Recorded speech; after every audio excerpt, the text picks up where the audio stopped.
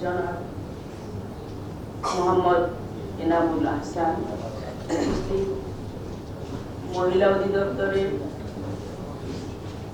নেতৃবৃন্দ, জেলা প্রশাসন নেতৃবৃন্দ ও বিভিন্ন সংগঠন থেকে আগত নেতৃবৃন্দ, সবাইকে সালাম ও আদাব। 1910 সালে নারীদের উপরে যে অন্যায় হতো, নারীদের উপরে অত্যাচার হতো, ডেনমার্কে এই উপলক্ষে আন্দোলন শুরু হয়।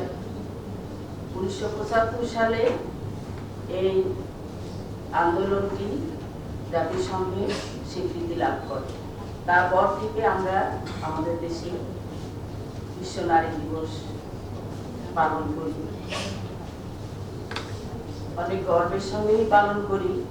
কিন্তু আমার মনে হয় নারী দিবস আমরা অত্যন্ত গর্বের সঙ্গে পালন করি ঠিকই, কিন্তু আমাদের দেশে আজ পর্যন্ত, আজ অবধি এত আন্দোলন, এত সংগ্রাম, এত কিছু, তারপরেও কিন্তু আমরা নারীরা অনেক নিপীড়িত। আমরা সমাজে নারীরা সেইভাবে বিচরণ করতে পারি না। আমাদের নারী শিশুরা লাঞ্ছিত হয়, নারীরা লাঞ্ছিত হয়, নারীদেরকে জীবন দিতে হয়, তাদেরকে সমাজে অনেক নিগৃহীতভাবে জীবনযাপন করতে হয়, তাদের মান সম্মান রক্ষা করা কঠিন হয়ে যায়। তো এই নারী দিবসে আমরা কি শপথ নিতে পারি না? এখানে আজকের এই অনুষ্ঠানে অনেক নারী মা বোন আছেন, অনেক ভাইরাও আছেন।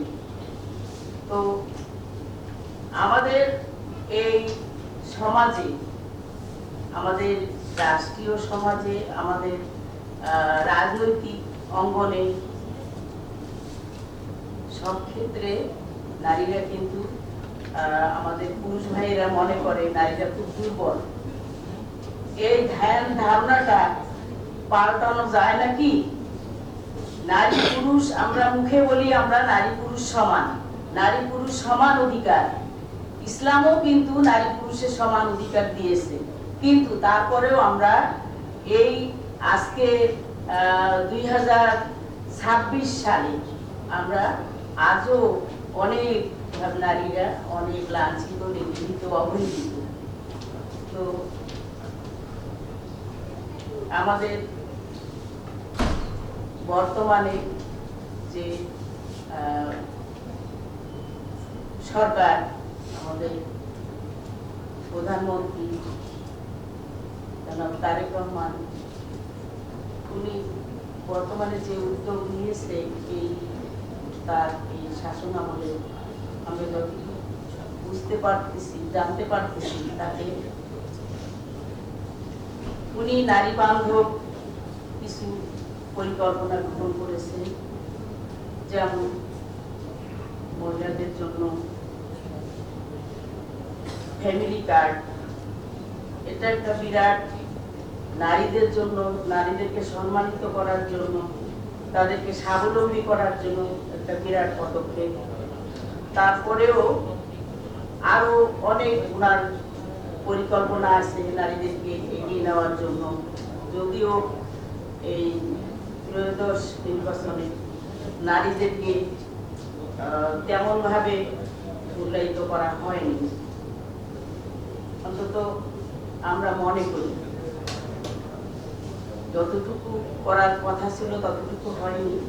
তারপরেও আমরা আশাবাদী যে আমাদের প্রধানমন্ত্রী এই বিষয়ে